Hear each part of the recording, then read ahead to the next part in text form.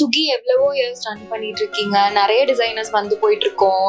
இது வரைக்கும் போட்ட டிசைன்ல எதுவுமே ரெப்ளிகேட் ஆக கிடையாது, கஸ்டமர் இன்சிஸ்ட் பண்ணா மட்டும்தான். அண்ட் ஒரு சீசனுக்கும் ஒரு புது புது டிசைன்ஸ் எல்லாமே வருது. எப்படி நம்ம டிசைனர்ஸ்னால இதெல்லாம் பண்ண முடியுது? டச்வுட் ஃபர்ஸ்ட் வந்து யூனிவர்ஸோட பிளஸிங்ஸ் தான். ஒரு தடவை நம்ம கிளைண்ட் கிட்ட உட்காரும் போதும் மைண்ட்ல வந்து அதை நினைச்சிட்டே தான் உட்காருவோம். நானாகட்டும், இருக்கிற நம்ம டீம்ல இருக்க டிசைனர்ஸ் ஆகட்டும். ஸோ அதுவே ஒரு பாசிட்டிவ் பாயிண்ட்.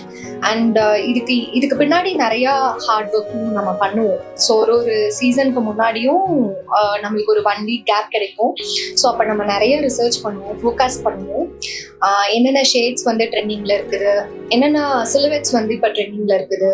ஸோ நம்ம இந்தியன் வெட்டிங் இண்டஸ்ட்ரியில வந்து எது அதிகம் கிளைண்ட்ஸ் வந்து லைக் பண்றாங்க, ஸோ அதெல்லாமே நம்ம ஸ்டடி பண்ணிட்டு we draft some designs, right? So அதுவே நம்மளுக்கு ஒரு சோர்ஸ் ஆஃப் இன்ஸ்பிரேஷன் ஆயிரும். ஸோ அப்போ வந்து நம்ம கிளைண்ட்ஸ் கூட உட்காரும் போது அவங்க சாரீஸ்ல இருக்கிற டிஃப்ரெண்டான டிசைன்ஸ் பார்க்கும்போது அவங்க கிட்ட டிஸ்கஸ் பண்ணி அவங்களோட ரெக்யர்மெண்ட்ஸ் கேட்டுட்டு நம்ம பண்ணும்போது எனக்கு தானாவே வந்து டிவைனே அந்த டிசைன்ஸ் எல்லாம் கொடுக்குற மாதிரி இருக்கும். ஸோ ரொம்ப நாளா நம்ம இதை ஸ்டிக் ஆன் பண்ணி வந்துட்டு இருக்கிற ஒரு பிரின்சிபிள், நம்ம ரெப்ளிகாஸ் கண்டிப்பா பண்ணவே கூடாதுங்கிறது. ஸோ அதனாலதான் இவ்வளோ டிசைன்ஸ், இவ்வளோ இனோவேஷன்.